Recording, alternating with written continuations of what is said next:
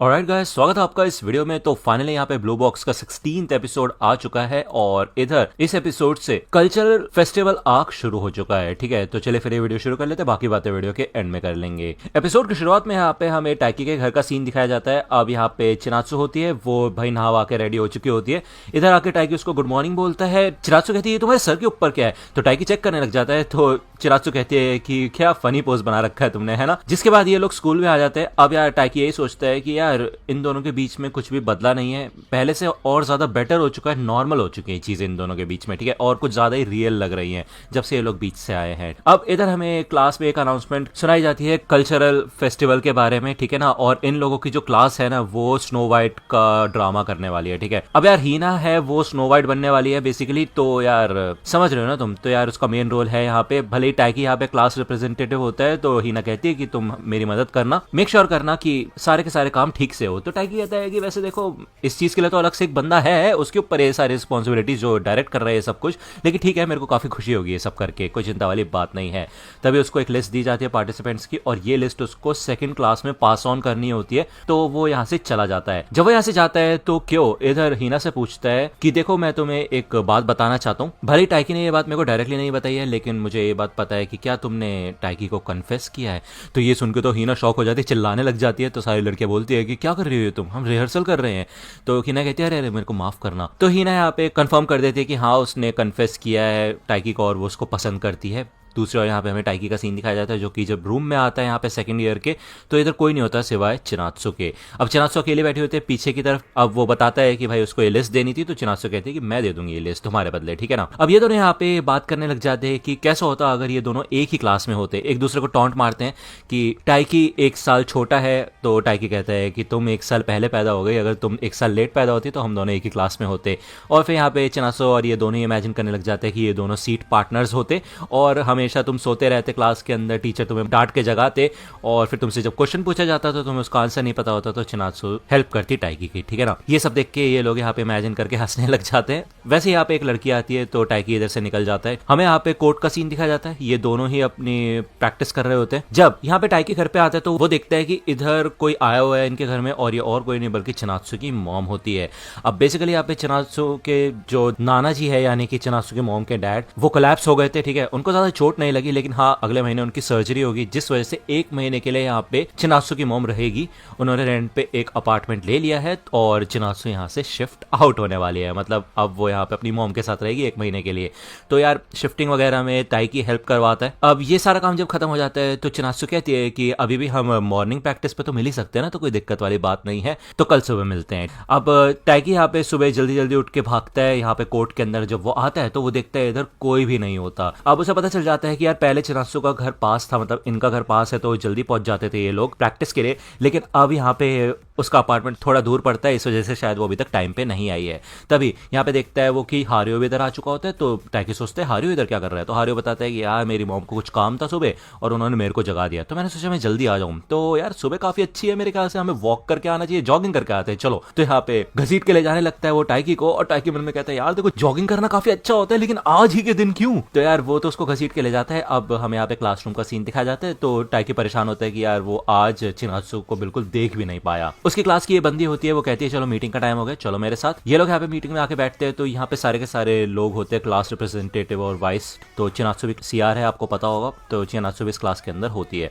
तो टाइकी पहले तो ये सोचता है कि शायद उसने स्कूल की छुट्टी मारी होगी, लेकिन वो उसको क्लास में देख लेता है। तो वो समझ जाता है कि हाँ यार अब बस सुबह के मॉर्निंग प्रैक्टिस ही है जहाँ से उसको कंफर्मेशन हो सकती है कि चिनात्सु स्कूल में आई भी है या नहीं, क्योंकि ना ही ये दोनों एक क्लास में है ना ही एक घर में रह रहे हैं, अब है ना, कोई अपडेट नहीं है एक दूसरे का। अब यार जब यहाँ पे टाइकी हारियो के साथ प्रैक्टिस करता है तभी उसको चिनात्सु की आवाज आती है फाइटो। तो यार पहचान जाता है टाइकी और वो यहाँ पे और भी अच्छे से खेलना शुरू कर देता है। यहाँ पे वो खेल खाल के घर पे जा रहा होता है। अब उसको ये होता है सीन यार अब तो वो उसको देख भी नहीं सकता और गलत वाला सीन हो गया। अब वो 1 महीने के लिए कैसे झेलेगा ये सारी की सारी चीजें। लेकिन जैसे वो यहाँ पे घर पे पहुंचता है तो यहाँ पे सामने चिनात्सु बैठी होती है।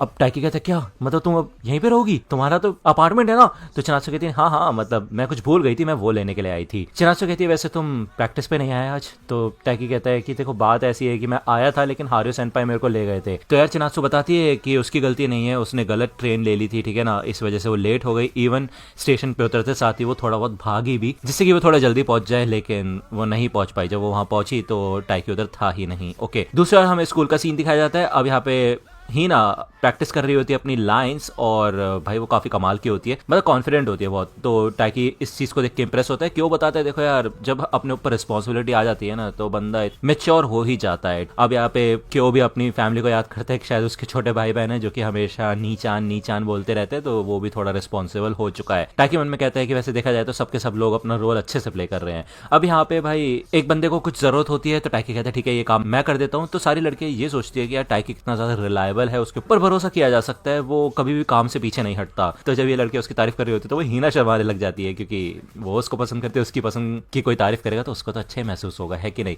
अब क्लास के अंदर यहाँ पे कुछ जरूरत होती है तो टाइकी वो सामान लेने के लिए आता है। तो यहाँ स्टेशनरी के पास चिनात्सु होती है। अब ऑब्वियसली बात है यहाँ पे आपको पता चल गया होगा कल्चरल इवेंट में सारी की सारी क्लासेस अलग अलग रोल प्ले कर रही हैं। टाइकी की क्लास में स्नो वाइट का प्ले हो रहा है और चिनात्सु की क्लास में मेड कैफे का थीम है। मतलब तुम समझ सकते हो ना भाई, वो जो मेड कैफे वाली कॉस्ट्यूम है उसमें यहाँ पे वो इमेजिन करने लग जाता है चिनात्सु को, ठीक है। तो यार शर्माने लग जाता है टाइकी, वो कहता है यार शिट यार मैं कैसे देखूंगा चिनात्सु को उस ड्रेस में।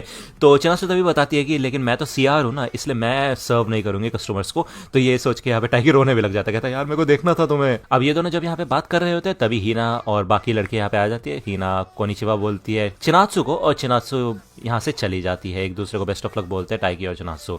अब चिनात्सु जाने से पहले देखते हैं हीना को कि भाई ऑब्वियसली बात है हीना उसके नजदीक है। अब यहाँ पे जब घर पे आती है ना चिनात्सु तो वो एक शो देख रही होती है जो कि हीना और चिनात्सु जैसी ही दो लड़कियां होती है। अब एक लड़की ये बोल रही होती है उस दूसरी लड़की को कि जब तुम्हें पता है कि मैं उसको पसंद करती हूँ तो तुम उसके साथ ट्रिप पे क्यों गई। तो दूसरी बंदी कहती है मैं ट्रिप पे कहाँ गई भाई, वो तो बिजनेस ट्रिप थी ना, तो यार उसमें कुछ ऐसा पर्सनल थोड़ी ना है, काम के लिए तो जा ही सकते हैं, ऐसी कोई बात नहीं है। तो ये वाली बंदी समझती नहीं है ये बात, ये कहती है कि नहीं तुम्हें पता है कि मैं उसको पसंद करती हूँ तो तुम्हें ऐसा नहीं करना चाहिए था। तभी यहाँ पे चिनात्सु की मॉम आती है और वो बोलती है कि वैसे ये लड़की कितनी ज्यादा ड्रामेबाज है, मतलब डबल स्टैंडर्ड है इस बंदी के। जब इसको पता है कि ये उस बंदे को प्यार करती है तो इसको बता देना चाहिए ना, अब छुपा भी रही है और फिर किसी और को उसके साथ देख भी नहीं सकती, है कि नहीं। कितनी ज्यादा चालू औरत है ये, है ना चिनात्सु। तो यार बेसिकली यहाँ पे चिनात्सु की ही बात हो रही होती है, क्योंकि वैसे चिनात्सु ने क्लियर नहीं कर रखा है, एटलीस्ट चलो हीना ने क्लियर कर दिया है कि भाई वो टाइकी को पसंद करती है, लेकिन चिनात्सु ने तो बस कुछ बताया ही नहीं। और बेसिकली वो यहाँ पे वन साइड लव लेके तो नहीं बैठी, मतलब मन में रख के बैठी हुई है, वो बिल्कुल टाइकी को पता भी नहीं लगने दे रही। तो यार वो अपने आप से पूछती है कि क्या वो एक चालू लड़की है। यहाँ पे वो सोचती है, इमेजिन करने लग जाती है जब उसको पता है कि भाई टाइकी को पसंद करती है ही ना, उसके बावजूद वो यहाँ पे ऐसी हरकतें कर रही है टाइकी के साथ। तो यार ये तो गलत बनता ही है, लेकिन ऐसा है नहीं, उसको तो बस एक ऐसा इंसान चाहिए था जिसके ऊपर वो रिलाय कर सके। यहाँ पे हमें मॉर्निंग प्रैक्टिस का सीन दिखाया जाता है। अब इधर हमें बेसिकली एक चीज बताई जाती है कि निशिदा कैप्टन बन चुका होता है, और जब से वो कैप्टन बना है ना तब से वो कुछ ज्यादा ही एटीट्यूड के अंदर आ चुका होता है। अब लोग यही बात करते हैं, पहले तो वो बेवकूफ की तरह रहता था तब उसको लोग ज्यादा पसंद करते थे, लेकिन कैप्टन बनने के बाद कुछ ज्यादा ही हो गया इसका, और शायद हारियो वाइस कैप्टन बना होता है। हमें दिखाया जाता है जिम के बाहर यहाँ पे टाइकी एक जूनियर को कुछ समझा रहा होता है और वो बार बार इनोवाटा सेनपाई बोल रहा होता है। तो पीछे से यहाँ पे चिनात्सु आती है और वो कहती है इनोवाटा सेनपाई, वाह सुनने में अच्छा लगता है ना इनोवाटा सेनपाई, मुझे वैसे यकीन नहीं हो रहा कि तुम सेनपाई बन चुके हो। तो टाइकी कहता है पूरी तरह से नहीं, अभी भी मैं फर्स्ट ईयर में ही हूँ, अभी तो मुझे और भी बड़ा होना है और भी हाइट लंबी करनी है। तो यहाँ पे टाइकी बताता है कि उसको हाइट में और ज्यादा लंबा होना है। तो चिनात्सु उसकी टी शर्ट पकड़ के उसको नीचे कर देती है और कहती है कि नहीं इतनी हाइट ठीक है तुम्हारे लिए, ठीक है ना, क्योंकि अगर तुम ज्यादा लंबे हो जाओगे तो हमारा फेस ऊपर नीचे हो जाएगा।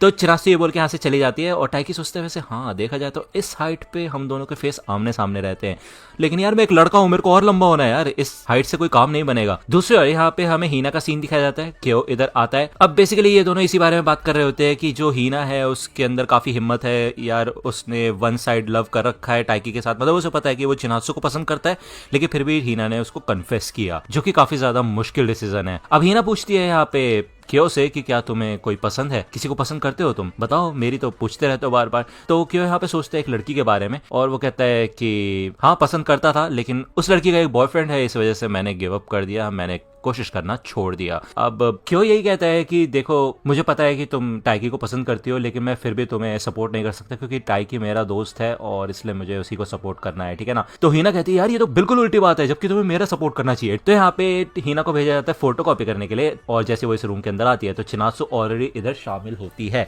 अब ऑब्वियसली बात है यहाँ पे चिनात्सु कॉपी कर रही होती है और हीना इधर आती है, वो थोड़ा रुकती है, सोचती है, उसके बाद यहाँ पे वो चिनात्सु को बता देती है कि उसने कन्फेस किया है टाइकी को, उसे बताया है कि वो उससे प्यार करती है, ठीक है। और ये एपिसोड यहीं पे खत्म हो जाता है। अब यार मतलब चिनात्सु तो थोड़ा शॉक होगी, बट क्या ही शॉक होगी, उसको पहले से पता है ये बात, है कि नहीं। चलो यार ठीक है, नेक्स्ट एपिसोड आएगा नेक्स्ट वीक।